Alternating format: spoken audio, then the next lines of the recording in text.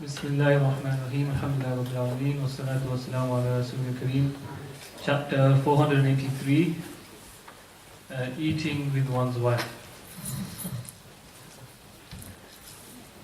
Aisha 484, which is if you enter a house which is not. Chapter 484. Entering a house where there is no one. Read the following two hadiths, please. 1055. Say Ibn Umar radiallahu anhu said, if anyone enters a house in which no one lives, then he must say these words: Assalamu alayna wa ala ibadillahi as-salihin. Peace be upon us and on the righteous slaves of Allah. And 1056. Hadith 1056. Ibn Abbas radiallahu anhu explained the two verses of Surah An-Nur, saying that the second is expected from the command of the first. لا تدخلوا البيوت غير بيوتكم حتى تستأنسوا وتسلموا على أهلها. Translating into English: enter not the houses other than your own houses until you ask leave and salute their inmates. And the following ayah: ليس عليكم جناح أن تدخلوا بيوتا غير مسكونة فيها متاع لكم والله يعلم ما تبدون وما تكتمون. Translating into English: there is no blame on you that you enter a house uninhabited wherein you have some property for you, and Allah knows what you reveal and what you conceal. الحمد لله رب العالمين والصلاة والسلام على أشرف المرسلين وعلى آله وصحبه أجمعين وعلى من تبع هداهم إلى يوم الدين. قال الإمام أبو عبد الله محمد بن إسماعيل البخاري رحمه الله in his book Adab Mufrad, in the chapter 484, which we have touched the last time 2 weeks ago, that is, if a person enters a house which is not inhabited. Now, when you enter a house which is not inhabited, there is something which is different from the house which is inhabited. Because if it's a house that is not inhabited, that means you don't need to have permission to enter it. Whereas the one which is inhabited, it has a permission. As for the one which is not inhabited, it has a different salam. So there's two things here: salam and there is permission. Permission and salam are required for the house which is inhabited. But the house which is not inhabited, it does not require the permission, and it does require for you to say the salam. But the salam is in a different way, which is Abdullah ibn Umar radiallahu anhuma, that he said the person, when he comes to the house which is not inhabited, he says, peace be upon us and upon the ibadullah as-salihin, that is, the slaves of Allah, the righteous ones of them. And there is no need to enter with a permission, because the permission is required if there's some people there, in case that you're going to be seeing their awrah. So Abdullah ibn Abbas also emphasizes that fact by reciting the verse in Surah An-Nur, verse 27. لا تدخلوا بيوتا غير بيوتكم حتى تستأنسوا وتسلموا على أهلها. Do not enter houses which are not houses until make isti'nas. Isti'nas here means permission. And then وتسلموا, and then say salam on the inhabitants of the people or the inhabitants of that house. But he said, and he took an exception of that, ليس عليكم جناح أن تدخلوا بيوتا غير مسكونة. That is, there is no harm upon you to enter houses which are not inhabited, that means without seeking permission. فيها متاع لكم والله يعلم ما تبدون وما تكتمون. That is, you have a merchandise or something there that you have left, some of your items, that you have. We want, even some of the scholars included the shops. So the shops which are, you go inside and you buy and sell, you don't need to ask the shopkeeper, can I come in? Because he wants you to come in. He will open the shop for you to come in. But as soon as you come in, you say what? Assalamu alaikum wa rahmatullahi wa barakatuh. So the word here, mata'un lakum, mata'un, that is maslaha, something that you need to do, something you need to make, something you need to buy or sell. So all of this is included in the houses which are not inhabited. So if you enter a house which is not inhabited, or a house which is that you have a maslaha in it, where the people are expected to come in without seeking permission, then there is no harm upon you not to seek permission. But remember that you need to say Assalamu alayna wa ala ibadillahi salihin if there is nobody there. But if there is somebody there, you say Assalamu alaikum wa rahmatullahi wa barakatuh. And this is what we have discussed the last time. And we come now to the following chapter. Now, Chapter 485, slaves should seek permission to enter. now this hadith, which is in that chapter, is not authentic. But the chapter, in terms of sound-wise, it is sound, because even those who are under your possession, meaning they are slaves of yours, they need as well to seek permission. So the chapter is sound, but the hadith is not authentic. 1057, yes? No, go ahead. No. Chapter 486, Allah's words, children among you attain puberty. Hadith 105. Allah says, وَإِذَا بَلَغَ الْأَطْفَالُ مِنْكُمُ الْحُلُمْ. Now, Hadith 1058, Sayyid Ibn Umar radiallahu anh separated his son who attained maturity, and he did not enter without permission. right, so this is to show you that first of all, the verse which talks about to teach the children whenever they come in the 3 times of awrah, which we explained before, I'm going to explain as well again later on, inshallah, that those 3 times are for the ones who did not reach what? The puberty. In those times where it is likely, very likely, that you will be undressed. But now for the ones who are above their puberty, they need to seek permission at any time. They may not enter the house, they might not enter your room without a permission. That is why we teach the children, even as little as what? 4. So as you said, 4 years old, you teach them to seek permission when they are coming to your room at those times that we have discussed. We're going to discuss again, as I said, in the hadith, in about 4-3 hadiths coming ahead. So Abdullah ibn Umar, he said, when one of his children becomes an adult, he would isolate him. He will not, that means he will not let him to come inside his room or the room of his sisters unless he takes permission. Now, Chapter 487, seeking the mother's permission. Hadith 1059. It is narrated by Al-Qama rahimahullah that a man asked Abdullah radiallahu anh, "Shall I ask my mother also for permission?" He said, "You would." Shall I ask my mother permission? To means to enter upon her in her privacy. Now, He said, "You would not like to see her every time, for she might have undressed herself."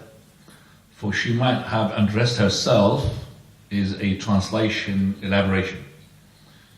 The translation, correct one, is that you're not on all circumstances that you like to see her. That's it.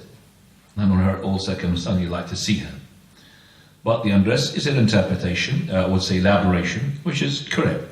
Alqamah, which is a student of Abdullah ibn Mas'ud, when you say Abdullah ibn Mas'ud, said a man came to Abdullah and he said, "Do I seek permission to enter upon my mother?" Means my mother, she's old and I'm young, there's difference in age and she's, it's a mother. And he did not say, "Shall I, say, take permission of my father?" There is one for the father, but, the father usually takes permission. Because the father is a much strict sort of personality. So you seek permission because you're scared of him. But the mother usually, he finds himself really attached to her, so he doesn't have to seek permission. He said, "You don't like to see her on all her circumstances," meaning she might be naked. You don't like to see her there in that circumstances because she's in her privacy, in her room. So that means you should seek permission to enter. Even though that she's your mother, she's expecting you at any time, and you are really close to her, but it's not good. Right, go ahead. And I'll tell you what, Abdullah ibn Mas'ud, he used to teach his family. Every time he comes to visit his family, his wife is called Zainab. She said, she says, every time he get close, he would clear his throat to tell her that he's what? He's coming. So it's no good to tell your wife, "Surprise, surprise." It's no good. That's not right. Even if it's your wife. Because she doesn't want you to see it in a particular situation where you could never forget it if you've seen her doing something. doing something that you don't like it. So you knock on the door, you seek permission. So here Abdullah ibn Mas'ud, which is an athar sahih according to Al-Imam ibn Hajar al-Asqalani. So whenever he comes to the door, he would clear his throat. It says there as well, he used to spit. The Shaykh al-Albani says the spittle, I don't know.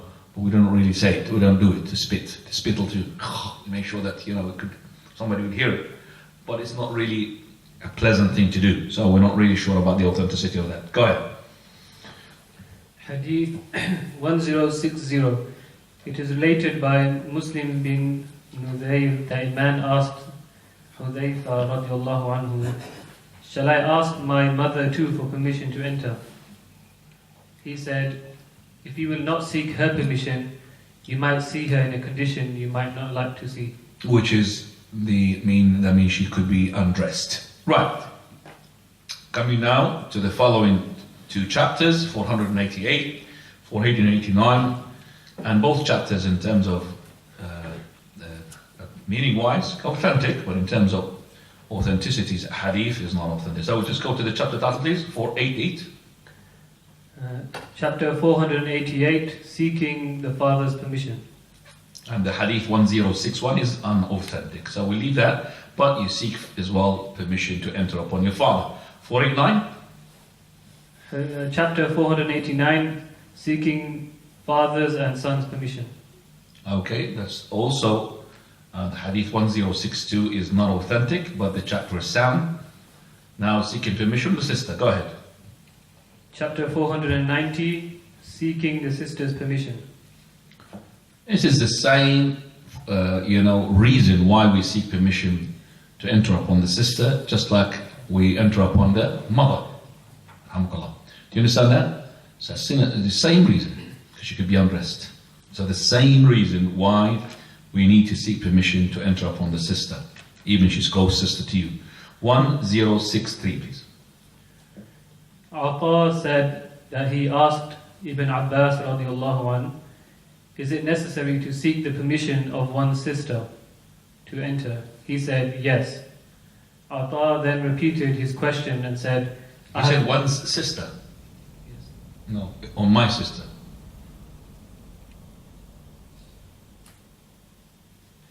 Ata then repeated his question and Do you said, have it in your book, Ukhti? Yes. Okay, my sister, go ahead. Ata then repeated his question and said, I have two sisters, and I look after them and spend money on them. Shall I ask them too for permission to enter? He said, yes. Do you like that you should see them naked? He then recited the verse, يا أيها الذين آمنوا ليستأذنكم الذين ملكت أيمانكم والذين لم يبلغوا الحلم منكم 3 مرات. Go ahead. Translating into English, O you who believe, let those when your right hand possesses and those of you who have not attained puberty ask leave of you in 3 times. Before the dawn prayer, قبل صلاة الفجر وحين تضعون ثيابكم من الظهيرة ومن بعد صلاة العشاء 3 عورات لكم. Before the dawn prayer, and when you put off your garments at the noon, and after the night prayer. These are the 3 times of privacy for you. After reciting the verse, he said, these people who's he? Abdullah ibn Abbas. Now. These people have been commanded to seek permission at the 3 times mentioned in the ayah, and he said that Allah has also said, وَإِذَا بَلَغَ الْأَطْفَالُ مِنْكُمُ الْحُلُمْ فَلْيَسْتَأْذِنُوا كَمَا اسْتَأْذَنَ الَّذِينَ مِنْ قَبْلِهِمْ. Translating into English, and when the children among you attain puberty, let them seek leave as those before them sought leave. Ibn Abbas said that it was wajib, obligatory to seek permission, and it includes a sister and brother, etc. The student of Ata, Ibn Jurayj, added these words, it is incumbent on everyone to seek permission. Right. This is a great athar from Abdullah ibn Abbas. Ata ibn Abi Rabah, the well-known follower, he said, I asked Abdullah ibn Abbas, which is from either companions, he said, should I seek permission to enter upon my sister? He said, yes. So I repeated the question in a different way. So I've got 2 sisters, I look after them, I spend upon them, I feed them. Should I also seek permission to enter upon them? He said, do you like to see them undressed? He should seek permission. Do you like to see them undressed? And of course he doesn't like to see them undressed. But it's saying to him, basically, even though they are close to you, even though that you have looked after them in the time where you were able to see their awrah, that means when they were babies. Do you understand me? Because the sisters, maybe you were looking after them, they were babies, you were seeing their awrah. So he's saying that I have been looking after them, feeding them and everything. That means since they were kids. And still I want to seek permission on them to them. Once they reach their puberty, once they become an adult, or become even a mature girl, even before adulthood, they should not really as well see their awrah. So this awrah, because even we usually say that the women should see the awrah of the woman, but this is in case of necessity, that this is a person who is looking after his sister and there's nobody else. He's a little kid, he's changing his nappy and everything. So, but he grows up, he needs to seek permission when he enters upon them. So then he said to him the following verse: O you who believe, let those who are under your possession from the slaves, and those who did not reach the puberty, to seek permission 3 times, before the dawn, and when you put your clothes, that is after Dhuhr, and that is after Salat al-Isha. These are the 3 times of awrah, and we said the last time that those times at that time, and they could change as well. But you teach your children. Why do we teach our children? So that their eyes will not fall onto something that would be a cause or a reason for them to drift away from the straight path. They could see something, and that would stick to their mind, and that would cause them later on, as I said, to drift from the straight path. And this is happening. So look how Islam is keen to make sure that the children will not have seconds of indecency or indecency. Seconds where their father or the mother have been caught off guard, undressed. The child will have this in his mind. And then later on, as I said, it might make him to go on the way of shaitan. So how about if this person brings a TV with a channel, and inside it he shows the children films, and in those films there are moments, not seconds, hours, there's indecency, where the child is seeing something like kissing, hugging, naked. What are you doing with that? So what are you teaching your child? So the Islam is teaching us even those seconds, portions of seconds. We should not really teach our children to see them. We should really teach them when they are 4 years old to knock on the door. When they are 4 years old, to knock on the door on those times, in these times. And the rest of the times, no problem. They don't have to knock on the door. They could come at any time when you are awake. They don't have to knock on the door when you are when you are awake and you are in your room and you're talking to. They don't, because they're kids. But in those times, they have to be learned, to be taught. You should knock, you know.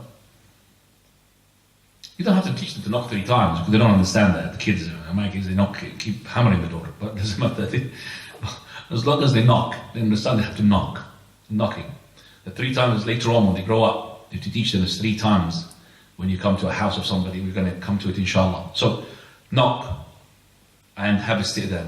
Then he said, those they have been commanded to have permission in those 3 times. Only those people are. But وَإِذَا بَلَغَ الْأَطْفَالُ مِنْكُمُ الْحُلُمِ, Allah says, if they have reached their puberty, فَلْيَسْتَأْذِنُوا, then let them seek permission, كَمَا اسْتَأْذَنَ الَّذِينَ مِنْ قَبْلِهِمْ, just like those who had sought permission before them. That means from the men, from the women, adult. And we, by the way, we don't differentiate between women and men, as in the unauthentic athar of Abdullah ibn Umar, that was it's only for the men to seek permission. Even the women should seek permission.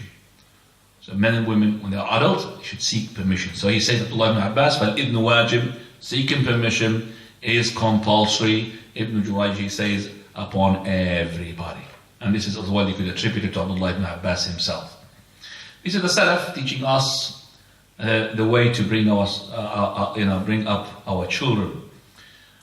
491. Chapter 491, seeking the brother's permission. And this is again sound chapter. We need to seek permission on the brother, on the sister, on the father, on the mother, all of them. But 1064 is unauthentic, so we go to the following chapter, 492. chapter 492, seeking permission 3 times. Hadith 1065. Yes? Yes. Hadith 1065. It is narrated by Ubayd ibn Umayr. Ubayd ibn Umayr that Abu Musa al-Ashari radiallahu anhu sought the permission of Umar to enter, but he did not give him permission because he was occupied. Abu Musa returned. When Umar was free, he said, I had heard the voice of Abdullah bin Qais. Let him come in. He was told that he had gone away. So he summoned him, and he said, we have that command, meaning from the Messenger sallallahu alaihi wasallam. Umar said, bring me witness to support that. A man may go away if permission is not forthcoming and not insist on seeking it more than 3 times. So he went to a... What's that? This is elaboration, is it? Oh, okay. What is elaboration it means? A man may go away if permission is not forthcoming and not insist on seeking it more than 3 times. So he went to a group of companions of the Ansar and asked them if they had heard the command from the Messenger of Allah sallallahu alaihi wasallam. They confirmed that the command was known to them. They said, we will send the youngest of us to support you, who will testify for you. He was Abu Sa'id al-Khudri radiallahu anhu. He took Abu Sa'id al-Khudri radiallahu anhu with him and got him 2 witnesses what he had said. Umar lamented, this command of the Messenger of Allah sallallahu alaihi wasallam was unknown to me because I used to be occupied in the market in business. Right, this is a great as well, athar from Ubayd ibn Umayr, talking about Abu Musa al-Ash'ari, whose name is Abdullah ibn Qais. That's the name of Abu Musa al-Ash'ari, great companion, the student of Abdullah ibn Mas'ud, who's a student of Umar al-Khattab radiallahu anhu. Abu Musa al-Ash'ari is a small companion, he's not really a big companion, so he's not really like a senior companion. So he came, and before we start with this athar, the chapter title is Al-Isti'dhanu Thalatha, to seek permission 3 times. So what does that mean? That means the person, he should, when he comes, to seek permission 3 times, and that's it. And after that, he should not increase upon that, unless he thinks that the person did not hear it. So when you seek permission, either by knocking 3 times, or by buzzing 3 times the bell. So if you think that the bell is not working, that's something else. You're knocking. If you think the knocking is not audible enough, that's something else. But if you're sure that this knocking is heard, or the bell is ringing, then it's 3 times only. You could increase on those 3 times with the permission of the person who is calling you. So if, for example, you said to brother, when you come in, make sure you knock more than 3 times. Sometimes I can't hear the door. Brother, I'm waiting for you, so please come in. So if you don't find, the door is not, I didn't answer the door, come from the other side. So it's no problem. So you're taking permission already. You're being given permission. So that is a permission which we call pre-hand, before. Permission which has been granted for you before. But now you're coming to a person and you're buzzing 3 times, knocking 3 times. That's the sunnah of the Prophet ﷺ. If you have not been answered, you go back. And you go back with your heart full of upholding the sunnah. I'm happy. It's not because, look, I'm sure that he's inside, he did not answer. I'm sure he doesn't want to, Okay, that's seeking permission. Does that apply for ringing the phone? No, it does not. If you put 3 times, switch it off. It does not, because we have time to, usually it is the case.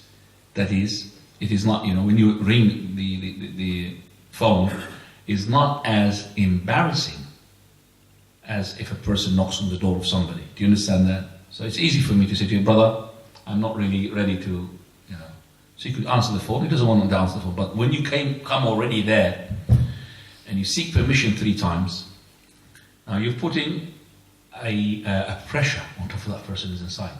But once he knows, Islam tells him, if you don't answer for 3 times, no problem. The guy will go back and, you're happy.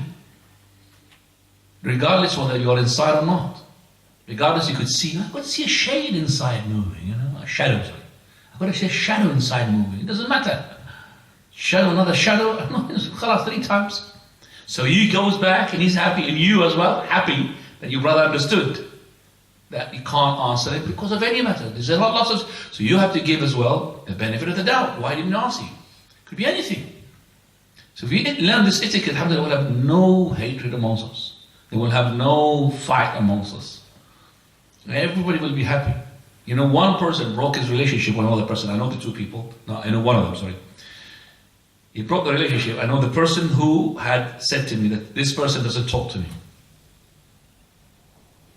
He said, I said to him, why? He said, he came to the house, okay, and he knocked on the door 3 times. And like he sensed that I didn't open, and he rang, and somehow he peeked inside something. He saw me not answering the phone, because he told me that. And he's not talking to me anymore. So he's not on top of that he didn't go, he just, it's well what? Didn't answer, and he saw him through somehow the window, I can't remember, and he's not talking to me at all, and this is split. So why would you do that? I don't want to answer, just go. Because I've got something, so you have to have a good opinion about me. Why I didn't open the door. It's not because, oh, I hate you. No, because I can't open the door now. So you go, and come back. Or later on, or leave a note, or whatever. So if this person knocked 3 times and waited a time which is, a time which is good time, it's not you knock, go, brother, and open the door, there's nobody there. Brother, I would knock 3 times, and I left. I said, brother, but you give me time as well. I could be, so you give me at least 2 or 3 minutes before you leave. And this person, if he does like this, it means he's running away from something. Brother, you told me to come when I came. It's like he wants to run away, he just wants to prove that he came. Or he rings 1, 2 and that's it, I rang you, brother. It means he's running away. So you give him a proper time. And if he doesn't open, you leave. And that person who's inside, if you open the door, he's not there, you should not be upset. No, you have left, you should be upset. Everybody's happy, so you're upholding the sunnah. That's the most important thing. You are upholding the sunnah of the Prophet ﷺ. Let the person knock 3 times. If he was not given permission, let him go home. وَإِنْ قِيلَ لَكُمْ ارْجِعُوا ارْجِعُوا فَهُوَ أَزْكَى لَكُمْ. Not only that, if he opened the door, he said, I can't let you in. What happened to you? You're going to be upset? No, go back, please, brother. And that is why one day that the Sheikh had been invited to some people's house, and he went inside, Sheikh al-Albani rahimahullah, and he had more people than, what he had told the brother. So the Sheikh said, I've got 2 with me, but the 3rd one, you let him? He said, yes, come on, Sheikh. Even broke 100, he would not mind that person, but he has to seek what? Permission. Prophet ﷺ, they said the sunnah he learned from him is the same thing, that he came to that person, he said, I've got so and so with me, would you let me in? He's a prophet of Allah. Yes, messenger of Allah, but he has to seek permission. So if you have given permission for you and 2 or 3 people, and you brought another person, you need to seek permission. It's not for me to go and find, I've invited 2 and I ended up with 60, or with 5, or even a person which I don't like him to be invited. And then what's going to happen now? You have spoiled the whole atmosphere. Because you brought me somebody I don't like to come to my house. But I was really embarrassed to say to him, go back. Because these days, if you go tell somebody go back, then they record it in history. And they're going to point against you. There's no etiquette of deen learned here. Right. So this Abu Musa al-Ash'ari, he sought permission from Umar ibn al-Khattab. But it looks like it's 3 times. That's why Imam al-Bukhari brought it here. He sought permission how many times? He didn't say that, but it looks like what? It is 3 times. He was not given permission. Why? It looks like it. وَكَأَنَّهُ كَانَ مَشْغُولًا. It looks like he was preoccupied. Umar al-Khattab, now it is in the reign of his Khilafah, he was the Khalifa. So Abu Musa, he went back.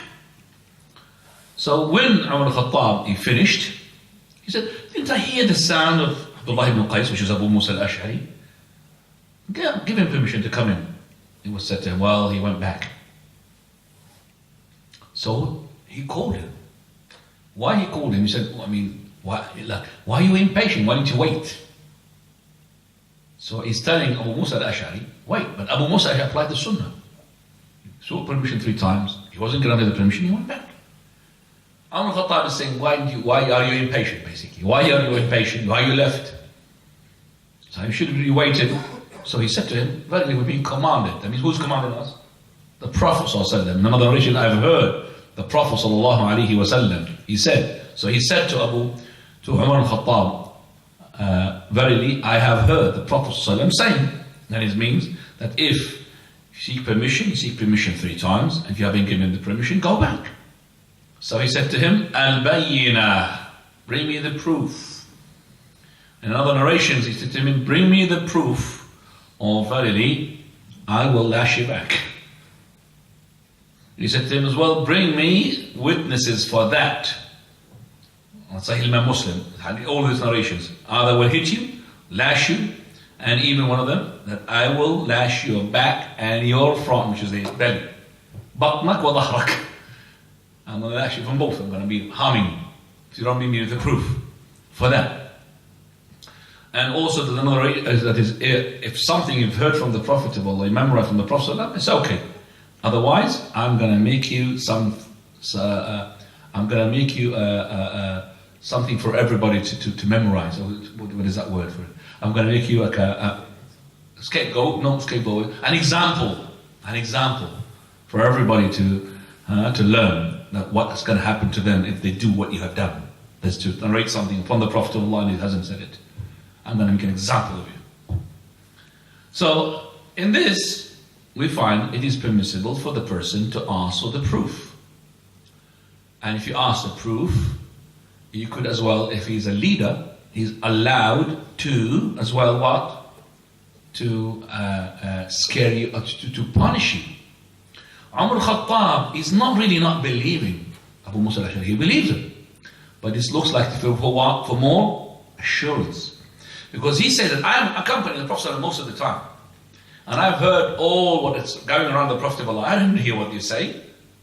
That is, you have to seek permission 3 times. If you haven't given permission, you go back. I've never heard this before.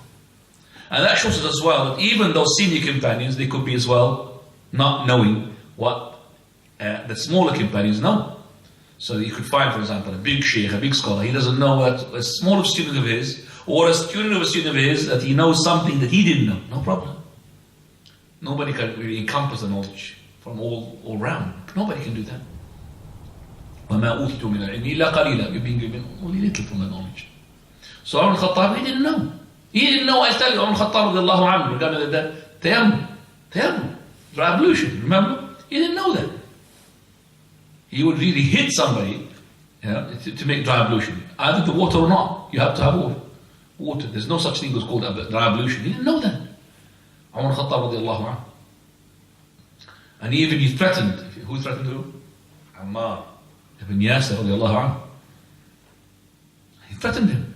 What are you talking about? About him. And reminding him of the happened before, that when they didn't have water, Umar al-Khattab did not make the salah, and did not have, because he didn't have water. Whereas Ammar, what did he do? He had a sand shower. He rolled himself in the sand. And then the Prophet, when he heard about this, he smiled. He said, it's enough for you to strike the land. It's not really to have it. Because he thought, I should have a shower, then a shower from sand as well. So he rolled himself into the sand. So no harm if a person who is a senior companion doesn't know that knowledge. So he said to him, either I will, you bring me a proof, or I'll lash you. So it's okay for the great imams or the Khalifa. And also Al-Khattab is not just wants to make sure, he wants to give a lesson to the other people. That is, if you want to say something like this, you have to be what? Sure. So it's learning a lesson. Also, is a deterrence and a threat and a warning for anybody who wants to lie against the Prophet. So we've learned a lot from the way that Umar al-Khattab dealt with the situation. You bring me proof, or I'll lash you. Also, we learned that lying against the Prophet ﷺ is a punishable. It's not like lying against, because the Prophet said, lying against me is not lying against anybody else. If you lie against somebody else, just like that, it's punishable with Allah. But in terms of punishing, in terms of lashing, that is something else. It's to do with, but this is pun. He said, I will lash you, I will hit you in the back, I will really make like a mark in your body, whether it's in the front or the back. Radiallahu anhu warḍah. So, in another narration, he said, verily, Abu Musa went and he was upset, enraged, because he had said something that he knows from the Prophet of Allah. And he went to the Ansar and he stood in front of them. He said, I beseech you by Allah, any one of you had heard from the Prophet of Allah saying that seeking permission is 3 times if it's been given? Yes, otherwise he'd go back. He's asking everybody. So in Sayyidina Muslim, also in another narration, that Abu Musa, he came, was terrified and shaking and asking. So when he asked them, they said, we will give you the smallest amongst us. Who's Abu Sa'id al-Khudri? Do you know why? Because this matter is known to us. We're not going to send you, because everybody knows this matter, that you should seek them. So lots of people they know, and Umar al-Khattab didn't know. Lots of people. And that is why even he declared one day that a woman, she knows and he doesn't know. True or not? You don't remember that? So, أصابت امرأة وأخطأ عمر. Umar was making a mistake and a woman, she was correct. No problem. Abu Hurairah radiallahu anhu, he gave a fatwa wrong. And he called into the people to say, oh people, Abu Hurairah made a mistake because he was scared. But the hadith regarding Umar al-Khattab is unauthentic, you know that. Right? Regarding Umar al-Khattab is unauthentic. But we know that Umar al-Khattab radiallahu anhu warḍah, he goes back to the haqq, and there's no whatsoever scratch his dignity to say that I made a mistake. He didn't know. So he said, we will send you the smallest amongst us, Abu Sa'id al-Khudri, to testify with you. So Abu Sa'id al-Khudri, he came and he testified in front or before Umar, and Umar, he said, this has been, not known to me from the Prophet of Allah. He's like blaming himself. Then he says, Al-Hani Safqu bil-Aswaq. I have been preoccupied by the markets. It is not, here he called it lahu. Lahu means entertainment. It is not really that Umar al-Khattab is always busy in merchandise. No, he goes with the Prophet of Allah most of the time. He was eager all the time to stick to the Prophet of Allah. But he is not on the dole. Do you understand what's on the dole? He has to go and work, make living, to feed his children. He's not on the dole. So he is a person who goes out and work. That is why. So he had to go and work. Abu Hurairah radiallahu anhu wa arḍah, when we talked about him, you remember he used to narrate a lot of hadith where other companions did not narrate. So he said, well, as for my friends from the Ansar, from the Muhajirun, they were preoccupied by the what? Merchandise. And as for the Ansar, in agriculture. As for me, I was poor. I don't have anything to go and buy, nor to plant. I used to be hungry with a stone in my belly. That's why. So that is why I have abided myself and I stuck myself to the Prophet of Allah. That's why I memorize when they don't memorize. Okay? And I have learned something they didn't have learned. Right. Going back. So Umar al-Khattab radiallahu anhu warḍah is not saying that he is a person who is all the time in the market, but he's saying that, because he was in need of making a living, that is why he was preoccupied by that, and that is why we see him not knowing about this fact. So we know, alhamdulillah, that the seeking the permission is 3 times. Now, last one. Chapter 493, Seeking Permission Without First Greeting. Hadith 1066. Ata rahimahullah asked Abu Hurairah radiallahu anhu about the person who seeks permission to enter without first offering salam. He said, this person must not be given permission until he offers the salam. 1067. Ibn Jurayj said that he heard Abu Hurairah radiallahu anhu say, if anyone enters without offering Assalamu alaikum, then ask him not to enter unless he brings the key to permission. So here they added the word key. What is the key? Salam. This is the key. Right, so this is a hadith, he says, that is, the person who does not say salam then don't what? Answer him. So first thing is you should say, لا تأذنوا لمن لم يبدأ بالسلام. Say, السلام عليكم ورحمة الله. Can I come in? But if you said, can I come in without saying Assalamu alaikum wa rahmatullah, don't what? Answer him. That's what it says here. So, if you seek permission, before you say salam, you will not going to be given permission. You have to give the key. What is the key? Saying salam. Start with the salam. That's very important. Remember when we said, a guy answered somebody on the phone, you start with what? Salam. So some people say, or return the salam. Yes, how are you, brother? Wa alaikum as-salam. No. We said salam, and then after that say whatever you like. Always the salam, and always return the salam. The phone of yours is ringing, I think. Khair inshallah. Prophet ﷺ, he said, لا تأذنوا لمن يبدأ بالسلام. Don't give permission to the person who does not give you the salam first. So salam is first, and then isti'dhan, which is seeking permission, and we go to 1068, chapter 494.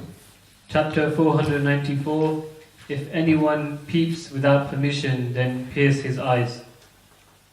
Hadith 1068. It is narrated by Abu Hurairah radiallahu anhu that the Prophet sallallahu alaihi wasallam said, if a man peeps in your house and you hurl a stone at him and that blacks out his eyes, then there will be no sin on you.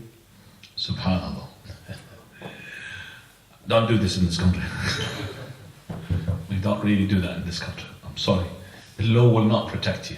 If you bring this hadith to support what you have done to a person by poking his eye because he was peeping into your house, he's not going to be taken into consideration. Alright? But this is an Islamic state. An Islamic state that the Sultan will not do qisas. Qisas meaning retaliation. That means to retaliate by doing, for example, if you poke somebody's eye, he's going to poke your eye. This is qisas. But if you poke his eye because he was doing this, then the Sultan will do nothing to you. Because you have taken what is being as the step which has been given to you, permitted for you from the Sharia, from the Prophet ﷺ. And Abi Hurairah radiallahu anhu, the Prophet said, if a man peeped into your house and you have hadaftahu or hadaftahu bihasa, it's like holding the stone like this or like that with 3 fingers, and you threw it at him. And you know that holding the stone or throwing stones is not as well permitted. You remember? That is hadith Abdullah ibn Mughaffal, when he had seen to talk to one of the boys, he said to him, when he was throwing, he said, don't throw. So after that he threw. He said, I'm saying to the Prophet, he said, don't throw, and you're still throwing, I will not talk to you forever. He did not talk to him until he died. And the hadith he said as well, that is, Prophet of Allah said, don't throw, for verily the stone does not, first of all, hunt. It does not hunt. Nor it will, put an impact on an enemy. But actually it will poke the eye or break the tooth. It's one of them. Either breaking the tooth or poke the eye. So what are you going to do? But here it's been used for poking the eye, which is allowed. This is an exception. So there's another hadith where Prophet ﷺ said, with a heated what? Bar. Sikh, the Sikh kebab. Heated bar and no problem. Because he's peeing and he's actually looking into your aura. He's looking at your aura. So this is, as I said, to show you that the inviolables of the Muslims are great. Allah made the inviolables of the Muslim, Hurbat al-Muslim, to be great.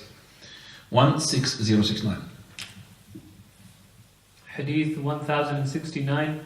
Anas radiallahu anhu said, the Prophet sallallahu alaihi wasallam was offering prayers. A man peeped into his house, and the Prophet sallallahu alaihi wasallam took out an arrow from his quiver and aimed it at him. Okay, we find as well, can you just read for me please 1091?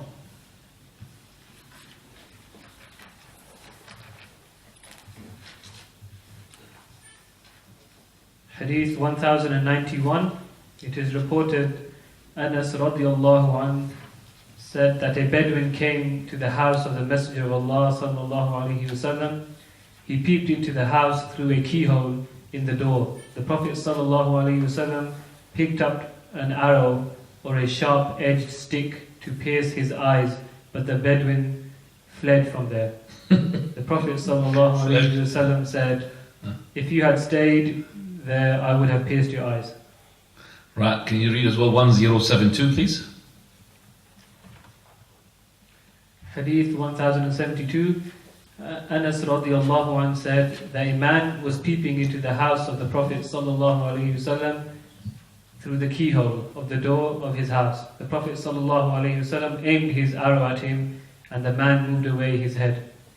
So all of these hadith is the same. So you could write the next to them, all of them are the same. From Anas radiallahu anh, that the Prophet sallallahu alaihi wasallam, he was praying, and a man, it's a Bedouin man, he was looking into his house, he's peeping into his house. And there's a hole somewhere, a crack in the door, a gap. So he, the Prophet ﷺ, took from his pouch, which is made of leather, an arrow, and he pointed it towards the eye of that person in order to poke it. That means to poke his eye. Okay? So the man, when he seen that, straight away he fled. That means he went away. But the Prophet ﷺ said to him, "Verily, if you stayed this, pot, I would have poked your eye." To show him how bad he did. How dare you look into somebody's house? You're catching him off guard. He could be doing anything. So those people who are doing this, or even they are at the moment with the technology, they are even with, for example, binoculars. They really can zoom in with their cameras. I've seen cameras, subhanallah. A family, for example, they are in an area which is a remote area in the desert, and they could see as far as they can see with their eyes. There's nobody there, but there's somebody recording them from far away. That zoom of the camera is impossible. How clear it can bring. I'll tell you what, more than that. From the satellites, isn't it? How far they are. Above the earth. From that satellite, they could read your book. You know that? They could read what you got from your book. What you're reading. That's called spying. Spying is not allowed in Islam. Gathering intelligence only on the enemies. But spying on your people, your brothers, it's not allowed. Even the ones who are non-Muslims. Not every non-Muslim is your enemy. So you're not allowed to do that. Islam is teaching this. So he's telling him that how bad it is that I'm allowed to poke your eye. Okay? He said, if you have stayed put, I would have poked your eye. Allahu Akbar. Following is the same chapters. We're going to be, inshallah, I would say, talking about it next week. So we have, by the way, our classes will be after Isha from now on. Isha is going to come as early as 7:30, isn't it? So whatever time as Isha has finished, is that alright? Is even 7:45 we might start. Is that okay, everybody? Inshallah. So after Isha tonight, I'm supposed to come at 7:30, but the brothers, they told me they wanted it after Isha, so we waited until after Isha. Right, so from now on it's a class, inshallah, for the whole winter until the clock goes forward, that is in March or something like this. So inshallah, we will live until March. We have after Isha our class. If you have any questions, please go ahead. And Jazakallah khairan for Muam. Now, follow. Where nobody is there. Nobody is there. So even if it's a house which got somebody, but it's 100% there's nobody there, you don't need to seek permission. So whether it's deserted completely, or it's a house of somebody, but he gave you the key to go and sleep there, you don't need to seek permission because he told you there's nobody there. Now, do you say when you enter your own house and there's nobody there? Because if I'm going back to my house but there's nobody there, do I say that? your own house to say the salam. Remember, there's two things. The salam and the isti'dhan, seeking permission. You're asking me about now the salam? The salam, you say it to the house, whether it's your house which is empty or a house which has been empty for a long time. Assalamu alayna wa ala ibadillah as-salihin. Now, You advise someone spying on you, just on like a wall or something, you throw something at them. What if it causes something like them to break their arm or to die or something like this, and they fall over a wall? Would you still prosecute for that and ban something? again, that somebody's peeping, Yeah, he's climbing on a wall and you throw something at him. you're not allowed to throw something on her. You have to go with this hadith. He's peeping on you, that means he's close to you. Okay, so he's peeping close to you. I can't, for example, make an arrow and peeping somebody, like for example, from 1,000 meters, I'm going to bring with the arrow and kill him from there. If somebody's getting close to you to peep, because how do you know that person is peeping into your house? Then there's going to be a different case here. I was not peeping, I was looking at the bird behind your house, I was looking. This is a person who's looking there. So my arrow is even reachable to his eye.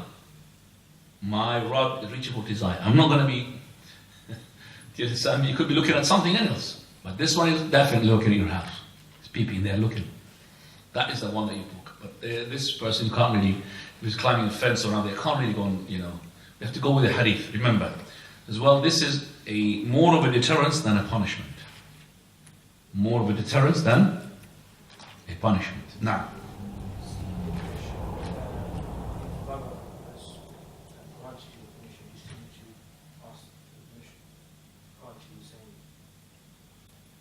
again, so we'll give you. No, if the person said, wa alaikum salam wa barakatuh, come in brother, I've been granted the permission. The idea is not the formalities of it. Hang on brother, don't say come in, can I just ask you first, can I come in? It's not really like formalities here. We're not going to go like the fuqaha when they talk about, for example, selling and buying. Some of the fuqaha said it has to be ijab and qabul. I want to sell you this. I accept buying this. Nobody's going to buy this, nobody's going to buy it themselves. It's going to be like an instruction book how to go and buy and sell. Hang on a second, brother, I want to give the right phrase. I want to buy this from you. And the person, hang on a second, let me do I agree. Khalas. So the other scholars said, no, what the people they have really agreed upon, this is the buying and selling, they will accept. Not formalities. Same thing here with the formalities. So if a person said to you, alaikum salam to come in, no problem. Khalas. Brother, don't say come in, let me just seek permission first. No, I can. Okay? This is a permission, this is like a package I'm giving you. Just like Allah here, a package. Salam, return, and come in as well. Alhamdulillah. Now. And usually it is the case, Muslims, they are from their hospitality, they will not wait for you to say what? Come in. They will say to you, come in, brother. Huh? About 3-4 times. It's hospitality, heat, hot, So now. Does a parent need to seek permission to enter his son's room? Yes, the father, he has to seek permission to enter son or daughter. Same thing. The awra is awra for the son and for the daughter. Same thing. Now, for the uncle. Sorry, uncle, I didn't really. You are the first. I've got 2 questions for you. By Allah.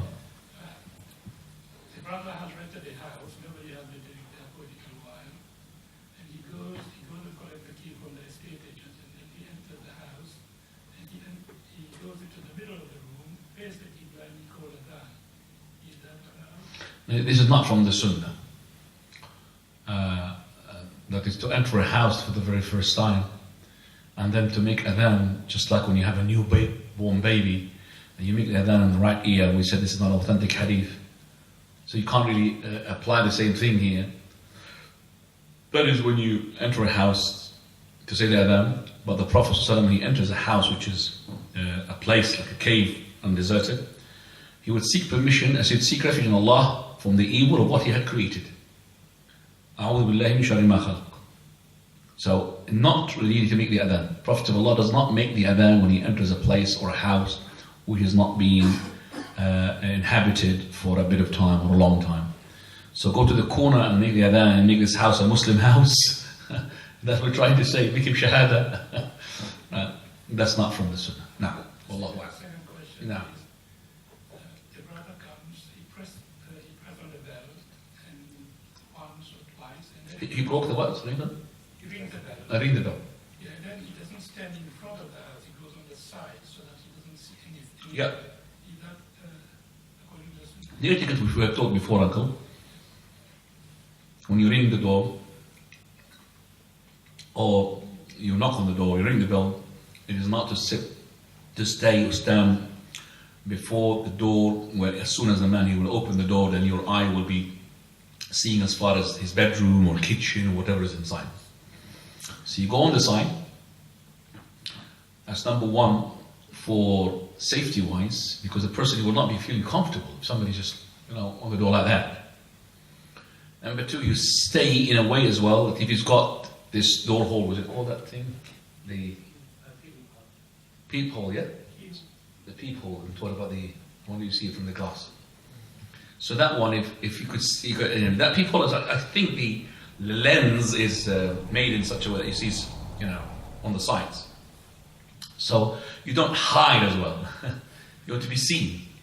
So you are in a way that you are seen, and at the same time, if he opens the door, you're not going to look inside. And that makes it, inshallah, it's a very good gesture. A very good, I would say that the kuffar, when they see this, they say, why do you say like this? You tell them that.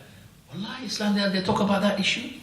Because in the books of the other religions, they don't talk about this issue. Little, minute things, those little that Islam care about. It's a system, life system. It's a whole, it's a code. We live in it. Alhamdulillah. So yes, Uncle, it's from the Sunnah. Jazakallah khair. Any questions?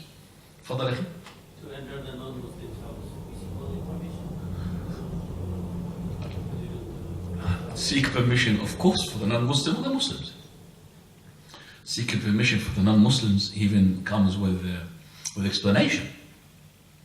You have to say to them, when you seek them, that is why those non-Muslims, they are annoyed from those people who are already being unwelcomed, like the door-to-door salesman. So they say, if you are a door-to-door salesman, don't ring. You've seen that? It's like a label. They're selling it now.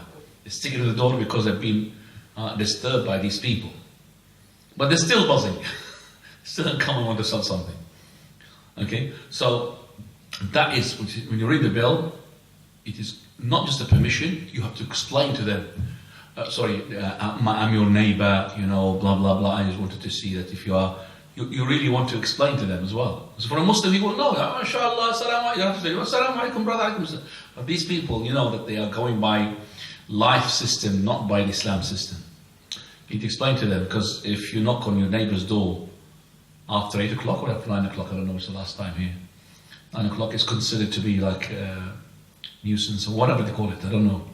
I know in our country, if some guests come to you 2 o'clock in the morning, you don't have any pinch of salt, you could knock on the door, neighbor, brother, I don't have salt, can you give me salt? Yes, brother, take salt, and he'll give you a bag of salt. You knock on somebody's door now after 2 o'clock in the morning for salt, he'll call the police for you. Because what is he, a mad person, or are you 2 o'clock in the morning knocking somebody's door? No, nobody will answer you. Nobody will. It will be a different culture altogether. So alhamdulillah, the Muslims are different. So you need more than a permission when you knock on somebody's non-Muslim's door. Yes, you have to. Jazakallah khair. Right.